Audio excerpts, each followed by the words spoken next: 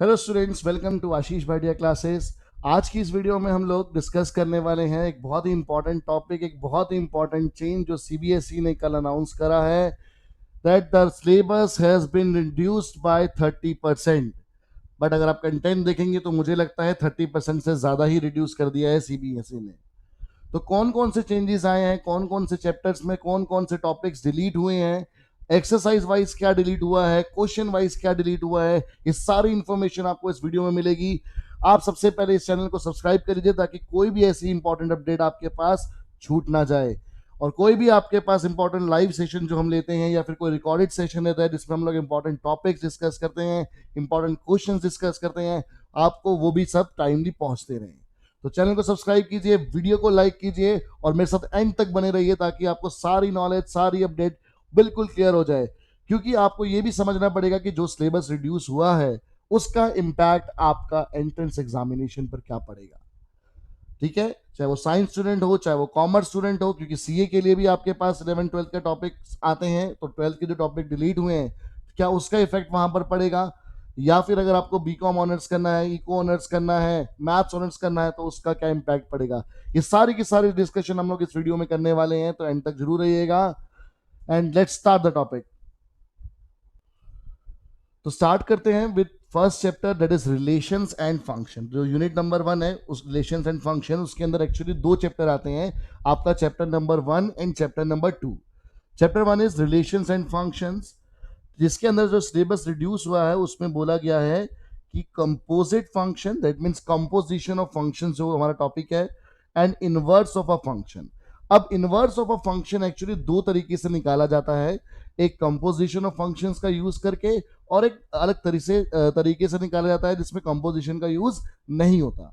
तो क्योंकि composite functions के साथ ही टॉपिक लिखा हुआ है, उसके बाद ही टॉपिक लिखा हुआ है, तो हम लोग ये एज्यूम करके चलेंगे कि यहां पर हमारे पास जो एक्सरसाइज 1.3 है, दैट मीन्स कंपोजिट फंक्शंस वाली जो एक्सरसाइज है, कंपोजिशन ऑफ फंक्शंस वाली जो एक्सरसाइज है, एंड उसके थ्रू जो इनवर्स फाइंड आउट करने वाले क्वेश्चन है, वो अब आपके सिलेबस में नहीं है, वो हमारे पास डिलीट हो चुकी है। And exercise 1.4 that is binary operation जो था, वो तो बेटा ऑलरेडी ही लास्ट ईयर ही सीबीएसई ने कैंसिल कर दिया था कि वो अब आपके सिलेबस का पार्ट नहीं है। तो अगर मैं एनसीईआरटी की बात करूं तो एनसीईआरटी में से आपके पास एक्सरसाइज 1.3 एंड 1.4 अब आपके कोर्स में नहीं है। Then let's come to chapter number 2, which is inverse trigonometric functions. अब यहां पर बोला गया है बेटा कि graphs of inverse trigonometric functions. तो ग्राफ अलग से हम लोग बहुत रेयरली ही पढ़ते थे, बट जो entrance examination point of view से जो बच्चे तैयारी करते थे उनके लिए एग्जाम में बहुत इंपॉर्टेंट रहता था। जो एंट्रेंस एग्जाम होते थे उनके लिए, स्पेशली जो इंजीनियरिंग के एग्जाम्स होते हैं, वहां पर ग्राफ का बहुत रोल रहता है। बट सीबीएसई के क्वेश्चंस में ऐसा कुछ ग्राफ का रोल नहीं रहता। एक बार जस्ट प्रिंसिपल वैल्यू ब्रांच को समझने के लिए हम लोग थोड़ा बहुत यूज करते हैं उसका। तो वो आपका टॉपिक, अब जो ग्राफ्स है स्पेशली वो आपके कैंसिल आउट हो चुके हैं, आपको ग्राफ्स याद करने की जरूरत नहीं है। तो ये आपका कैंसिल आउट हो गया। देन आपको बोला गया है कि elementary properties of inverse trigonometric function, ये एक बहुत बड़ा झटका है, क्योंकि elementary properties of inverse trigonometric functions का मतलब है एक्सरसाइज 2.2 एंड ऑनवर्ड्स। इस चैप्टर के अंदर तो दो ही एक्सरसाइज थी। एक्सरसाइज 2.1 में हमारे पास सिर्फ प्रिंसिपल वैल्यू वाले क्वेश्चन थे जिसमें आपको प्रिंसिपल वैल्यूज फाइंड आउट करनी होती थी, और बाकी सारी जो आपके पास इनवर्स ट्रिग्नोमेट्रिक फंक्शंस की प्रॉपर्टीज थी, दैट मीन जिसमें आप लोग कॉम्प्लीमेंट्री वैल्यूज पढ़ते थे, जिसमें आप लोग नेगेटिव वैल्यूज पढ़ते थे, जो आपने tan inverse x plus tan inverse y के फॉर्मूले पढ़े थे, 2 tan इनवर्स x के फॉर्मूले पढ़े थे, अब वो सारे के सारे इसके अकॉर्डिंग आपके सिलेबस का पार्ट नहीं है। बट अगर वो आपने छोड़ दिया, जो हमने टॉपिक्स की बात करी है, तो आपको डेरिवेटिव्स वाले चैप्टर में बहुत दिक्कत आएगी, क्योंकि इस चैप्टर का लिंक हमारा डायरेक्टली एप्लीकेशन ऑफ डेरिवेटिव या फिर कॉन्टिन्यूटी एंड डेरिवेटिव या फिर इंटीग्रेशन इनके साथ है। तो अगर आपने ये एलिमेंट्री प्रॉपर्टीज नहीं पढ़ी तो आपको वहां पर जो क्वेश्चंस हैं वो समझ में नहीं आएंगे। तो ऑल्दो सीबीएसई ने बोला है कि आपके पास ये पार्ट नहीं है, but still you have to do it. तो मैं इसको कट नहीं कर रहा, मैं इसको मान के चल रहा हूं कि ये चैप्टर आपके पास पूरा एज इट इज रहेगा, बिकॉज इस चैप्टर के हर एक क्वेश्चन जो है, जितने भी क्वेश्चन है, वो आपका एक तरह से बेस है कि जो क्वेश्चन आपके पास डेरिवेटिव्स में और या फिर इंटीग्रेशन में यूज होने वाले हैं, और वहां पर आपको नहीं मेंशन करा गया है कि डेरिवेटिव्स और इंटीग्रेशन में से आपका इनवर्स वाला पार्ट नहीं आएगा। तो हम लोग इस टॉपिक को करेंगे, ठीक है। Then come to next unit which is algebra, जिसके अंदर अगेन दो चैप्टर्स है हमारे पास, मैट्रिसेस एंड डिटर्मिनेंट्स। तो मैट्रिसेस चैप्टर के अंदर सबसे पहले जो बोला कि existence of non zero matrices whose product is the zero matrix. तो ऐसे क्वेश्चन जिनमें मैट्रिसेस का प्रोडक्ट करके अगर आपको जीरो आ रहा है या फिर नल मैट्रिक्स आ रहा है, तो वो वाले क्वेश्चंस, वो वाले टॉपिक अब आपके पास नहीं है। तो आपको पता होगा कि मिसलेनियस एक्सरसाइज में हमारे पास क्वेश्चंस होते थे जिनके अंदर इस तरह से मैट्रिक्स दे रखी थी 3 हमारे को, और आपको एक्स की वैल्यू फाइंड आउट करनी होती थी। तो यानी कि वो टाइप के क्वेश्चन आपके पास कैंसिल आउट हो चुके हैं, ठीक है। और कई क्वेश्चन ऐसे होते थे जिसमें हमारे को प्रूव करना होता था, prove that A square minus 4a plus 7i is equal to null matrix. अब ये कंफ्यूजन यहाँ पर है कि डायरेक्टली मल्टीप्लाई करके तो नहीं, बट प्रोडक्ट का यूज करके आपके पास जो रिजल्ट आ रहा है वो एक नल मैट्रिक्स आ रहा है, तो वो वाले क्वेश्चन हमारे पास रहेंगे या फिर नहीं रहेंगे। तो एक थोड़ा सा कंफ्यूजन है हमारे लिए अभी, पर इसको भी हम लोग डिस्कस करेंगे एंड में। Then concept of elementary row and column operations and proof of uniqueness of inverse if it exists. Actually ये जो हमारे पास proof of uniqueness of inverse if it exist एक थ्योरम की फॉर्म में होता है हमारे पास एनसीईआरटी के अंदर, कि हर एक जो मैट्रिक्स का इनवर्स होता है वो यूनिक होता है। दैट मीन वो किसी भी मैट्रिक्स दूसरे मैट्रिक्स के इनवर्स से सेम नहीं होता है। तो एक थ्योरम के फॉर्म में था, तो वो थ्योरम का प्रूफ अब आपके कोर्स में नहीं है। और अगर मैं इस टॉपिक की बात करूं कि elementary row and elementary column operations, तो दैट मीन्स अब आपके पास एक्सरसाइज 3.4 आपके सिलेबस का पार्ट नहीं है। एक्सरसाइज 3.1 से लेकर 3.3 तक आपके पास सिलेबस का पार्ट है, बट एक्सरसाइज 3.4 आपके पास सिलेबस का पार्ट नहीं है। और जो पहली एक्सरसाइजेज है हमारे पास 3.1 से लेकर 3.3, उनमें से सिर्फ वो ही क्वेश्चंस आपके डिलीट हुए हैं जिन पर मैट्रिसेस का प्रोडक्ट एक नल मैट्रिक्स आता था। अगर मैट्रिसेस का प्रोडक्ट नल मैट्रिक्स नहीं है तो दैट मीन्स वो क्वेश्चन भी हमारे पास रहेंगे। देन हम डिटरमिनेंट की बात करें तो एक बहुत बड़ा झटका यहाँ पे लगा है, बिकॉज अब तक हर स्कूल में ये चैप्टर हो चुका है, और हर स्कूल में मतलब कि जितने स्कूल्स हमारे को पता है मोस्टली स्कूल्स में चैप्टर करवा दिया गया है। और ये एक्सरसाइज 4.2 है जो प्रॉपर्टीज और डिटरमिनेंट्स, ये भी हो चुकी है, और सीबीएसई ने इसको अब कैंसिल आउट कर दिया है कि ये हमारे सिलेबस का पार्ट नहीं है।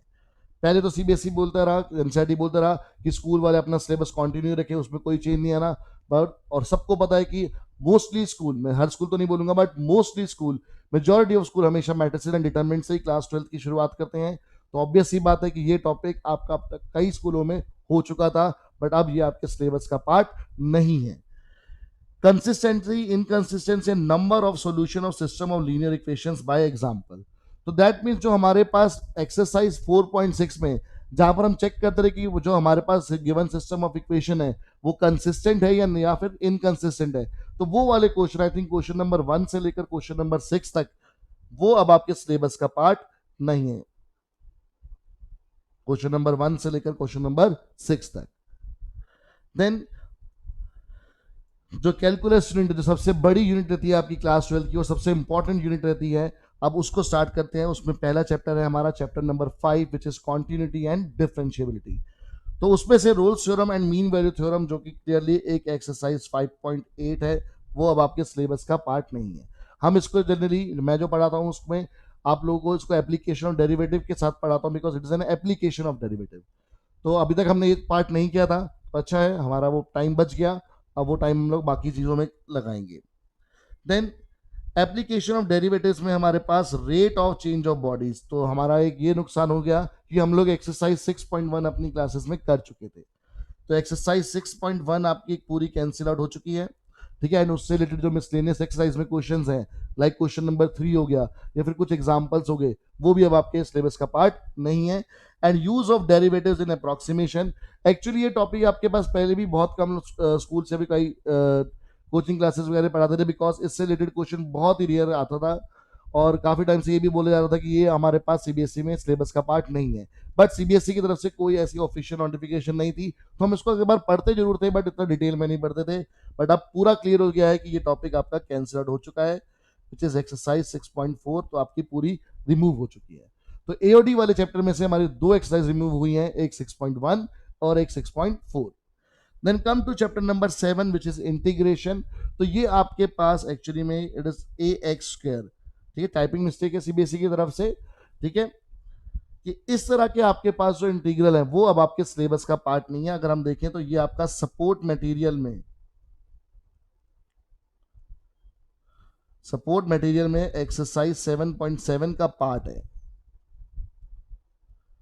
ठीक है। तो ये आपके पास फॉर्म अब आपके सिलेबस का पार्ट नहीं है। Then definite integrals as a limit of sum, यानी एक्सरसाइज 7.8। पहले एक ये शॉर्ट टॉपिक होता था कि इसका क्वेश्चन आता ही आता था, चाहे 4 मार्कर आए चाहे आपका 6 मार्कर है। तो मोस्टली शायद ही कभी साल कोई ऐसा हुआ होगा जिसमें इसका क्वेश्चन नहीं आया हो, बट एक इजी टॉपिक था, स्कोरिंग टॉपिक था, तो शॉर्ट क्वेश्चन होता था। तो अब वो आपका सिलेबस से कट चुका है। तो इंटीग्रेशन में वैसे भी कुछ मेजर चेंज नहीं है, बिकॉज ये जो एक्सरसाइज में से पार्ट है वो आप मान के चलिए सिर्फ 2 क्वेश्चन या 3 क्वेश्चन ही है जो आपकी कैंसिल आउट हुआ एक्सरसाइज 7.7 में से, और एक्सरसाइज 7.8 का पार्ट कैंसिल हो गया। बाकी इंटीग्रेशन एज इट इज है, दैट मीन्स कोई भी चेंज नहीं है उसके अंदर। देन एप्लीकेशन ऑफ इंटीग्रेशन में बोला गया है area between any of the two above said curves. अब ये अबव सेड लिखा नहीं है, कट कॉपी पेस्ट करा है सीबीएसई ने अपने जो सिलेबस के अंदर से, बट पूरा ढंग से सिलेबस में से कट कॉपी पेस्ट नहीं कर पाए हैं, क्योंकि उन्होंने कर्व्स पहले लिखे थे बट उन्होंने सिर्फ ये वाला पार्ट कट करके वहां से यहाँ पर पेस्ट कर दिया। सेम ऐसी एक मिस्टेक इन्होंने क्लास 10th में भी कर रखी है, जब हम उनका सिलेबस डिस्कस कर रहे थे वहां पर भी हमने देखा था कि सीबीएसई ने जस्ट कट कॉपी पेस्ट कर रखा है और उसको करेक्ट नहीं करा है। तो इसका मतलब है कि जो एरिया बिटवीन जो टू कर्व्स है which is related with exercise 8.2 and most of the questions in miscellaneous exercise, वो आपके अब सिलेबस का पार्ट नहीं है। तो बहुत इजी चैप्टर हो गया, बिकॉज इस चैप्टर से एक 6 मार्कर क्वेश्चन या फिर अब सिलेबस के बाद हिसाब से जो वेटेज में चेंज आएगा उसके अकॉर्डिंग अब ये चैप्टर में ख्याल में सिर्फ 4 मार्क्स का रह जाएगा, क्योंकि जो एक्सरसाइज 8.1 है उसमें से कोई 6 मार्कर क्वेश्चन के लायक नहीं है। Then chapter number 9 differential equation में से formation of differential equation whose general solution is given. ठीक है, तो यानी एक्सरसाइज 9.3 अब आपके सिलेबस का पार्ट नहीं है, and solution of linear differential equation यानी एक्सरसाइज 9.6 भी अब आपके सिलेबस का पार्ट नहीं है। तो इस चैप्टर से भी 2 एक्सरसाइज कैंसिल आउट हुई हैं। 9.6 बहुत ही स्कोरिंग होती थी, अब वो भी आपके पास नहीं रही है। Then come to the next unit, vector and 3D।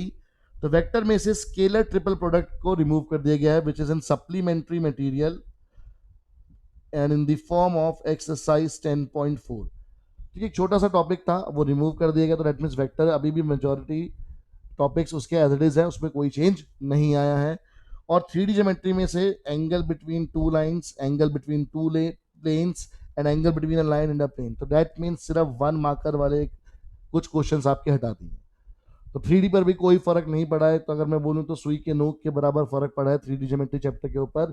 ये चैप्टर काफी वास्ट है, काफी इंटरेस्टिंग चैप्टर है, काफी एप्लीकेशन वाला चैप्टर है, बट उसमें से उन्होंने कुछ रिड्यूस नहीं करा, जस्ट 1 मार्कर वाले डायरेक्ट फॉर्मुला बेस्ड क्वेश्चन थे वो रिमूव कर दिए।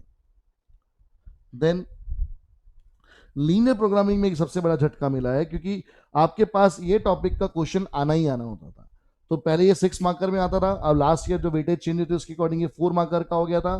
तो वर्ड प्रॉब्लम्स जनरली हमारे पास आती थी कि आपको वर्ड सिचुएशन दे रखी होती है, उसके अकॉर्डिंग आप लोग उसको लीनियर इनइक्वालिटीज में कन्वर्ट करते थे। देन उसके अकॉर्डिंग जैसे हम लोग 11th क्लास में लीनियर इनइक्वालिटीज को सॉल्व करते थे बाय ग्राफिकल मेथड, यहाँ पर भी आप उसी तरीके का कुछ करते थे। बट अब साफ साफ उन्होंने बोल दिया है कि आपके पास फॉर्मुलेशन ऑफ एलपीपी नहीं आएगी, that means no word problems. No word problems mean that means exercise 12.2 नहीं आएगी, मिसलेनियस एक्सरसाइज नहीं आएगी, सिर्फ एक्सरसाइज 12.1 बची वो आएगी, उसमें से भी वो वाले क्वेश्चन जिसमें आपका शेडेड रीजन, जो फिजिबल रीजन है, कम 11th में हम उसको शेडेड रीजन से बोलते थे, 12th में हम उसको जो फाइनल आंसर आता है उसको फिजिबल रीजन बोलते थे, जो आपका अनबाउंडेड है, वो वाला सिलेबस अब आपका पार्ट नहीं है, सिर्फ बाउंडेड वाला आपका पार्ट है। दैट मीन्स एक्सरसाइज 12.2 और मिसलेनियस एक्सरसाइज के सारे क्वेश्चन अब आपके डिलीट हो चुके हैं।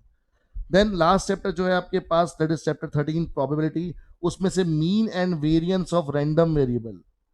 तो एक प्रोबेबिलिटी डिस्ट्रीब्यूशन करके हमारे पास एक्सरसाइज 13.4 में एक टॉपिक होता था जिसमें आप लोग मीन और वेरिएंस फाइंड आउट करते थे। बहुत इजी मेथड था, बट अब वो उन्होंने कटवा दिया है। एंड बाइनोमियल प्रोबेबिलिटी डिस्ट्रीब्यूशन, ये इन्होंने लास्ट ईयर भी कट करवाया था टॉपिक, ठीक है, बट उसमें आपका टॉपिक था बर्नौलीज ट्रायल करके, तो अब उसमें उन्होंने पूरा सिर्फ जो डिस्ट्रीब्यूशन वाला पार्ट है वो रिमूव कर दिया उन्होंने। तो एक्सरसाइज 13.5 का कुछ क्वेश्चंस आपके रिमूव होंगे जिसमें आपको मीन, डिस्ट्रीब्यूशन का मतलब है कि आपको मीन फाइंड आउट करना है, वेरिएंस फाइंड आउट करना है, वो वाले सारे क्वेश्चन आपके अब नहीं रहेंगे, बट बर्नौली ट्रायल की जो क्वेश्चन है वो आपके रहेंगे हमारे पास। ठीक है, तो ओवरऑल हमारे पास एक बार हमने देख लिया कि ये डिलीट हुआ है। अब इसको थोड़ा सा और डिटेल में चैप्टर वाइज हम लोग समझते हैं कि क्या क्या चेंजेस आए हैं। तो अगर मैं बात करूं फर्स्ट चैप्टर की, रिलेशन एंड फंक्शन, जिसमें हमारे को बोला गया था कंपोजिट फंक्शन है, तो ये जो हमारे पास है अभी की जो एनसीईआरटी से डिलीट हुआ है, ये सीबीएसई की तरफ से नहीं है। एक जस्ट रेफरेंस के लिए मैं आपको दिखा रहा हूँ यहाँ पर ये कि क्या क्या हमारे पास चेंजेस आए, कौन कौन से टॉपिक्स इसमें कैंसिल आउट हुए हैं। तो अगर मैं बात करूं एक्सरसाइज 1.3, जैसे मैंने आपको बताया था ये पूरी की पूरी डिलीट हो चुकी है। ठीक है, इसमें से कोई क्वेश्चन नहीं आएगा। 1.4 हमारी ऑलरेडी डिलीट थी। देन मिसलेनियस चैप्टर में से भी जो मिसलेनियस एक्सरसाइज है ऑफ चैप्टर 1, उसमें से भी जो क्वेश्चन हमारे पास कंपोजिशन बेस्ड थे या फिर एक्सरसाइज 1.4 पे बेस्ड थे, अब वो भी हमने उसमें कैंसिल आउट कर दिए।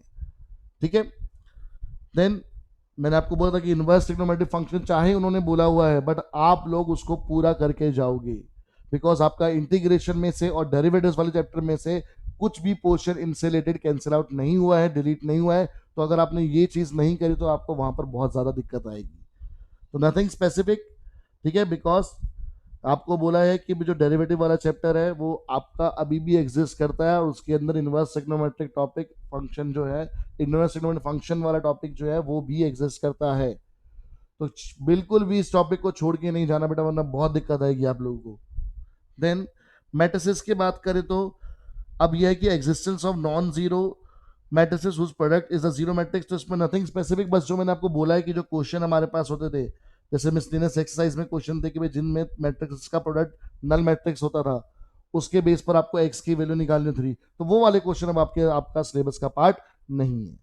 फिर एक्सरसाइज 3.4 आपका सिलेबस का पार्ट नहीं है, और ये जो थ्योरम थी इसमें प्रूफ जो था वो अब आपका सिलेबस का पार्ट नहीं है। ठीक है, देन डिटर्मिनेंट्स में से तो आपकी प्रॉपर्टीज वाले क्वेश्चन कैंसिल हो चुके हैं, तो दैट मीन्स पूरी एक्सरसाइज 4.2 मैंने पहले भी बताया आपको। और मिसलिनियस में से जितने भी प्रॉपर्टीज वाले क्वेश्चन थे वो भी सारे कैंसिल आउट हो चुके हैं हमारे। और एक्सरसाइज 4.6 जो है हमारे पास मैट्रिक्स मेथड वाली एक्सरसाइज, उसमें क्वेश्चन नंबर 1 से 6, जिसमें आप कंसिस्टेंसी चेक करते थे कि whether the given system of equation is consistent और नॉट, वो आपका डिलीट हो चुका है। एक्सरसाइज 5.8, जैसे मैंने बताया कि कॉन्टिन्यूटी एंड डिफरेंशिएबिलिटी जो चैप्टर 5 है उसके अंदर सिर्फ रूल्स थ्योरम और मीन वैल्यू थ्योरम वाला टॉपिक डिलीट हुआ है, तो दैट मींस एक्सरसाइज 5.8 आपकी पूरी डिलीट हो चुकी है। एओडी के अंदर rate of change of bodies वाला टॉपिक डिलीट हुआ है, दैट मींस एक्सरसाइज 6.1 सारे क्वेश्चन डिलीटेड है, और एक्सरसाइज 6.4 के भी सारे क्वेश्चन डिलीटेड है, ये हम ऑलरेडी डिस्कस कर चुके हैं। देन जो आपके इंटीग्रेशन की फॉर्म थी बेटा, उसके अंदर मैंने आपको बताया था कि जो सप्लीमेंट्री मटेरियल है उसके कुछ क्वेश्चन हमारे पास डिलीट है, तो वो आपको ध्यान रखना है कि ये वाले क्वेश्चन हम हमारे पास सिलेबस का पार्ट नहीं है। ठीक है, आप ये वाले क्वेश्चन कट कर देना, बिकॉज अभी हमारे को इसमें जो बोला गया है कि ये वाले फॉर्म है। अब फॉर्मूला तो हमने पढ़ना ही है, बट ये चीज़ आपको कई बार एप्लीकेशन ऑफ इंटीग्रेशन में दिक्कत दे सकती है, तो मैं आपको बोलूंगा कि ये आप एक्सरसाइज करके जाना। 3-4 क्वेश्चन है और एक हमारे पास टोटल इस कैटेगरी में 3 फॉर्मूले आते हैं, तो हमारे को वो पढ़ने ही पढ़ने हैं। तो आपको अगर वो पढ़ना ही है तो बेटा फिर उसको हम लोग इसकी वजह से हम लोग उसको छोड़ेंगे नहीं। ठीक है, ताकि आपको दिक्कत ना दे वो बात में। तो आप सप्लीमेंट्री वाला जो सप्लीमेंट्री मटेरियल वाला टॉपिक है वो पूरा आप छोड़ सकते हैं, उसका आगे कहीं पे भी कुछ लेना देना नहीं है, बट 7.7 के बाकी क्वेश्चन जो है वो आप एक बार जरूर देख के जाना। आपकी पूरी 7.8 एक्सरसाइज डिलीट होगी विद ऑल क्वेश्चन, जो आपके पास definite integral as a limit of sum था वो टॉपिक डिलीट हो चुका है। देन आपके पास जैसे बताया था कि एप्लीकेशन ऑफ इंटीग्रेशन के अंदर की एक्सरसाइज 8.2 जो दो कर्व से मिलकर पोर्शन बनता था वो सारे डिलीट हो गए, और मिसलिनियस क्वेश्चन तो सारी इसी के ऊपर थी। एक दो क्वेश्चन ही ऐसे थे कि जिसमें आपके पास सिंगल कर्व आता है, तो वो क्वेश्चन बचेंगे, बाकी मोस्टली क्वेश्चन सारे जिसमें दो कर्व इन्वॉल्व हैं वो डिलीट हो जाएंगे। दो कर्व का मतलब अभी समझ लीजिए, अगर किसी क्वेश्चन में दो इक्वेशन दे रखी हैं तो वो वाला क्वेश्चन अब आपको नहीं करना है। अगर किसी क्वेश्चन में एक ही क्वेश्चन दे रखी है तो दैट मीन्स वो सिंगल कर्व वाला क्वेश्चन है, वो आपको करना है इस चैप्टर से। देन डिफरेंशियल इक्वेशन में से फॉर्मेशन वाला, जैसे आपको बताया मैंने, एक्सरसाइज 9.3 पूरी डिलीटेड हो गई है, और एक्सरसाइज 9.6 डिलीट हो चुकी है पूरी। और इन दोनों टॉपिक के ऊपर बेस्ड जो मिसलेनियस के क्वेश्चन थे वो ये सारे क्वेश्चन भी डिलीट हो चुके हैं।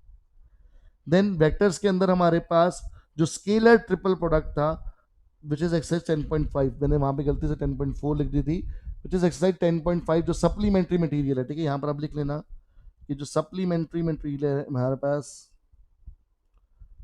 वो आपका डिलीट हो चुका है सारे क्वेश्चंस के साथ। देन आपके पास मैंने बताया था ये 1 मार्कर वाला टॉपिक है, इससे कुछ फर्क नहीं पड़ेगा, बट अगर आप क्वेश्चन देखोगे, हाँ जी क्वेश्चन 4-5 आपको मिल जाएंगे, ठीक है, बिकॉज जो 3D चैप्टर है वो एनसीईआरटी में अच्छे से कवर्ड अप नहीं है, कि बहुत सारे क्वेश्चन हम लोग एक्स्ट्रा करेंगे जिससे आपका पूरा बेस तैयार होगा। तो एनसीईआरटी में ऐसे 1 मार्कर वाले क्वेश्चन ज्यादा दे रखे थे, जो इंपॉर्टेंट क्वेश्चन है उस टाइप के क्वेश्चन कम है, अगर है भी तो सिर्फ मिसलेनियस एक्सरसाइज में है, ठीक है। तो ये सारा आपके पास कैंसिल आउट हो गया। देन एलपीपी वाले चैप्टर में, चैप्टर नंबर 12 में मैंने आपको बताया कि वर्ड प्रॉब्लम्स नहीं आएंगी, ठीक है, और अनबाउंडेड वाला जो ग्राफ है वो नहीं आएगा, सिर्फ डायरेक्ट आपके पास एलपीपी गिवन होगी, उसको सॉल्व करना है, दैट मीन डायरेक्टली आपको सिर्फ एक्सरसाइज 12.1 करनी है। और 12.1 में से भी कौन से क्वेश्चंस, जो बाउंडेड रीजन वाले क्वेश्चन है, तो नो अनबाउंडेड रीजन क्वेश्चन।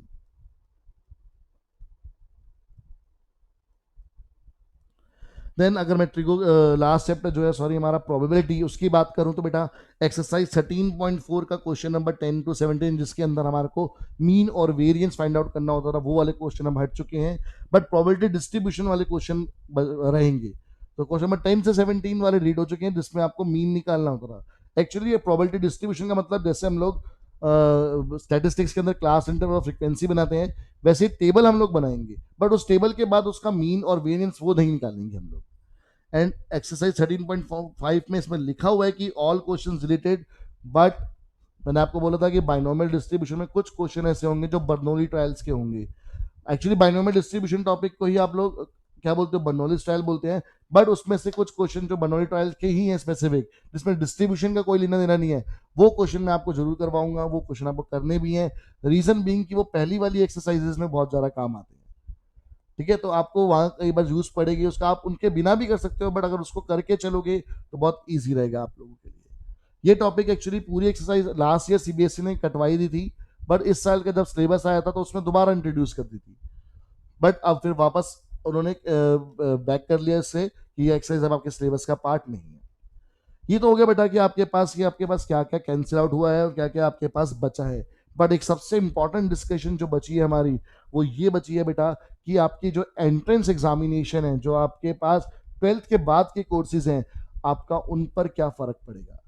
देखो, जो रूल कहता है या फिर जो ट्रेंड है कि आईआईटी वाले कभी भी सीबीएसई के अकॉर्डिंग अपना सिलेबस चेंज नहीं करती है, तो जितने भी इंजीनियरिंग एग्जामिनेशन वाले हैं वो अपना सीबीएसई के अकॉर्डिंग सिलेबस को चेंज नहीं करती है, उनका स्टैंडर्ड फिक्स है, वो ही रखते हैं।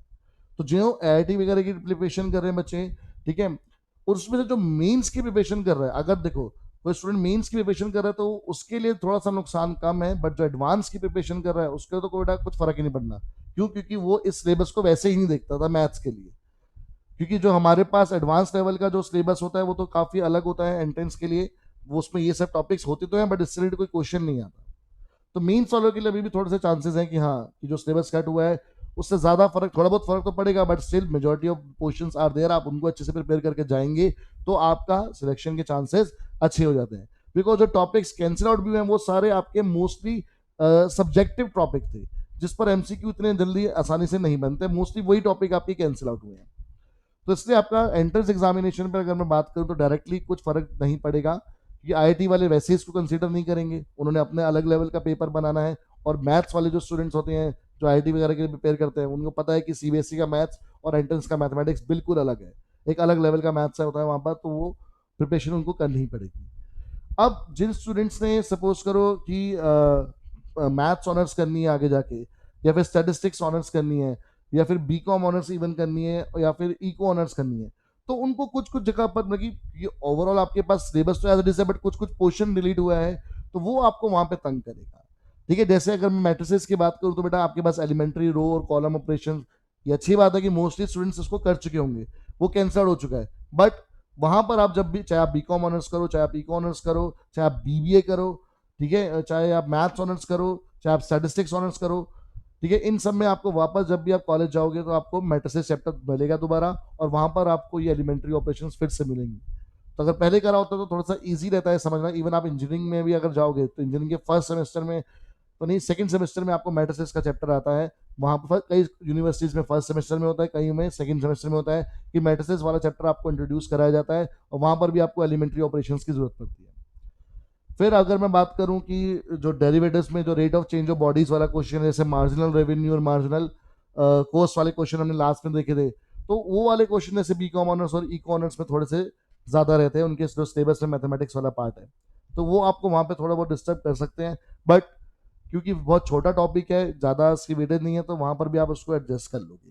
तो अगर मैं बोलूँ ओवरऑल बेटा कोई ज़्यादा फर्क नहीं पड़ने वाला है एंट्रेंस एग्जामिनेशन के ऊपर भी। अब एंट्रेंस एग्जामिनेशन वाले जितने भी आपके पास इंस्टीट्यूशंस हैं, वो इस चीज को कंसीडर करते हैं नहीं करते हैं, ये अब तक उन्होंने नहीं बताया कि वो भी आपके पास सीबीएसई के रिड्यूस सिलेबस के अकॉर्डिंग अपने पेपर सेट करेंगे, ऐसा है या नहीं, ये अभी तक किसी ने डिक्लेयर नहीं करा है। उन्होंने बस अभी इस साल के जो एग्जामिनेशन है, चाहे वो सीए के एग्जामिनेशन हो, चाहे वो नीट हो, चाहे वो आईटी हो, सब ने अपने एग्जाम जो है वो डिले कर रखे हैं। कोई भी एग्जाम अभी कंडक्ट नहीं हो रहा इस साल का। तो आपके टाइम के लिए तो अभी तक उनके पास वैसे ही सोचने की फुर्सत नहीं है कि क्या करना है, कि सिलेबस को उन्होंने भी रिड्यूस करना है या फिर नहीं करना है। तो वो जब जब अपडेट मिलेगा हमारे को, वो उसके बारे में भी हम तब बात करेंगे। बट अभी के लिए ये हमारे पास ओवरऑल सिलेबस है। आई होप आपको बेटा एक बार स्क्रीनशॉट वगैरह लेना है तो आप एक बार स्क्रीनशॉट ले लो इस पीडीएफ का।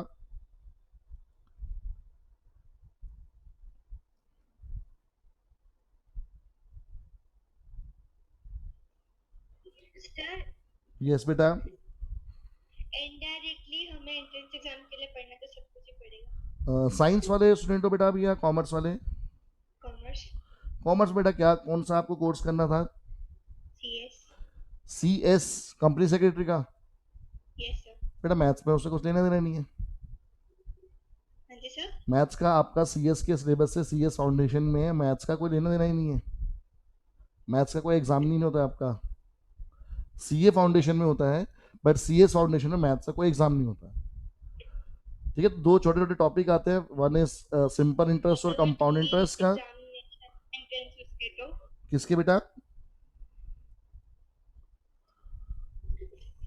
बेटा किसके एग्जाम की बात कर रहे हैं आप?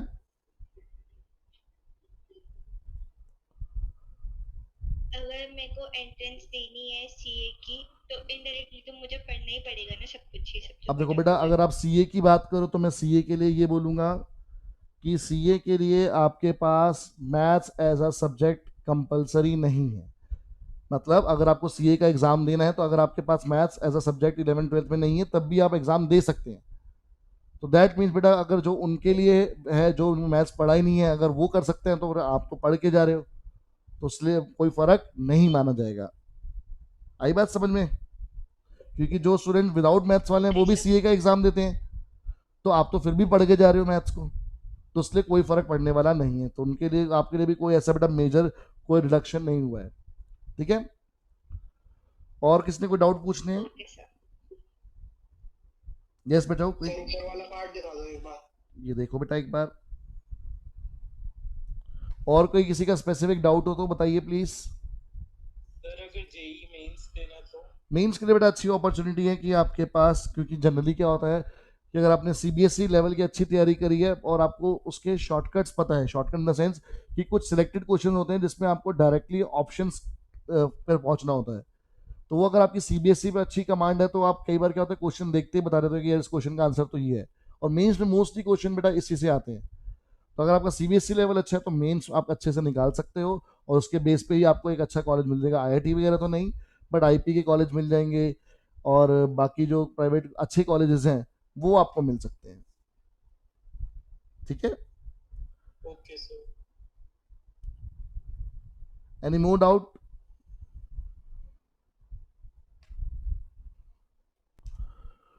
तो स्टूडेंट्स आई होप आपके सारे डाउट्स क्लियर हुए हो। अगर फिर भी आपका कोई डाउट है कि भाई आपके आगे फ्यूचर में जो कोर्सेज हैं, एंट्रेंस एग्जामिनेशन है, उन पर क्या फ़र्क पड़ना है इसका, या फिर कोई पर्टिकुलर डाउट है किसी टॉपिक को लेकर कि कोई आपको क्लियर नहीं है कि भाई इस चैप्टर के अंदर एक वाले टाइप के क्वेश्चन रहेंगे या नहीं रहेंगे, तो आप मुझे मेल कर सकते हैं मेरी ईमेल आईडी पर, विच इज़ ashishbhatia@gmail.com, या फिर आप मुझे व्हाट्सएप भी कर सकते हैं, विच इज़ 9650459575। अगेन 9650459575 मेरा पर्सनल नंबर है, आप इस पर मुझे कांटेक्ट कर सकते हैं। कोई भी अगर आपको डाउट है, जरूरी नहीं है कि सिर्फ इस सेशन से रिलेटेड, अगर आपको किसी भी टॉपिक में डाउट आप चाहते हैं कि उसकी एक वीडियो बना के डालूं, या फिर कोई लाइव सेशन आप चाहते हैं कि इस टॉपिक का कंडक्ट करना है, या फिर कोई पर्टिकुलर एक्सरसाइज आप चाहते हैं कि सर लाइव सेशन में आप इसको सॉल्व कराओ, तो please feel free to ask, feel free to say, आप मैसेज कर सकते हैं, मेल कर सकते हैं, जो भी मोड आपको अच्छा लगे आप उससे मुझसे कम्युनिकेट कर सकते हैं। और अब तक अगर आपने चैनल को सब्सक्राइब नहीं करा है तो मैं फिर आपसे रिक्वेस्ट करूंगा कि चैनल को प्लीज सब्सक्राइब कीजिए, बिकॉज कोई भी इंपॉर्टेंट अपडेट होता है, कोई भी इंपॉर्टेंट टॉपिक हम कवर अप करते हैं तो उसके लिए आपको इन्फॉर्मेशन मिल जाती है। और फ्री में आपने देखना है, कोई टेंशन नहीं है, आराम से बैठे बैठे आप घूमते फिरते देख सकते हो, आराम से टॉपिक आपका कवर अप हो जाएगा। इसलिए कह रहा हूँ कि चैनल को जरूर सब्सक्राइब कीजिएगा, अपने फ्रेंड्स के साथ शेयर कीजिएगा, ताकि मैक्सिमम बेनिफिट आप सबको मिलता रहे। Thank you very much students, bye bye, take care, stay safe, stay home.